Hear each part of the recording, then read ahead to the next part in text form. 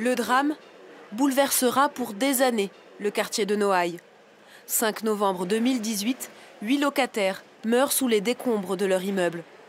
Par crainte d'autres effondrements, des centaines de personnes doivent quitter leur appartement en urgence, parfois définitivement.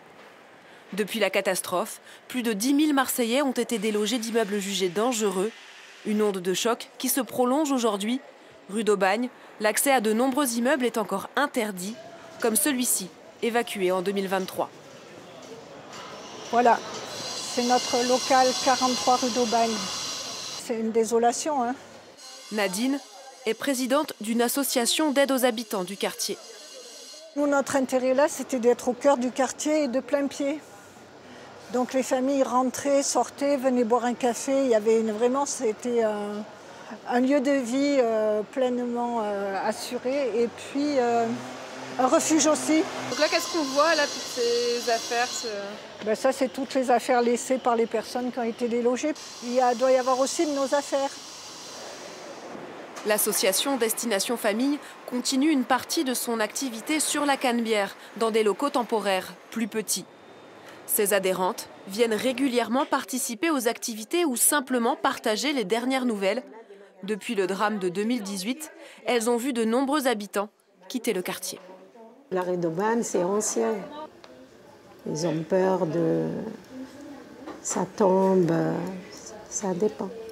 Pour moi, si ils me proposent un logement, parce que les enfants vont partir maintenant, ils sont grands un petit peu, ils me proposent un logement à Noailles qui est vraiment, c'est-à-dire surtout question d'hygiène. J'aimerais bien revivre dans le quartier. Mais celles et ceux qui ont dû quitter la rue d'Aubagne n'y reviendront sans doute jamais.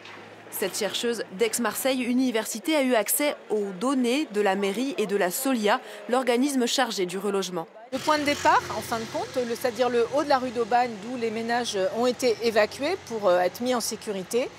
Et les autres points nous montrent leur relogement définitif.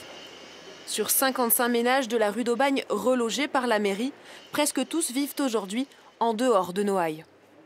Beaucoup de ces ménages sont des ménages à très faible revenu et il faut donc trouver des logements sociaux très sociaux, à faible loyer.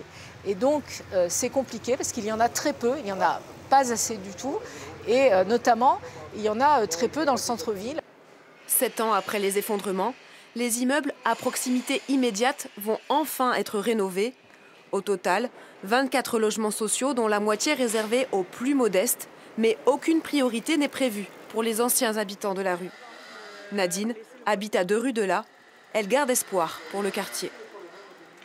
Nous, ce qu'on espère, c'est de justement réenchanter le quartier et pouvoir, avec le lieu de vie que la ville est en train de construire à l'emplacement des effondrements, je pense que ça va ramener aussi plus de peps, on va dire, et puis faire pas oublier, parce qu'on ne pourra jamais oublier, mais vivre autrement la suite des effondrements. Les logements devraient être livrés en 2027, mais il faudra encore de nombreuses années pour que Noailles pense ses plaies du drame du 5 novembre 2018.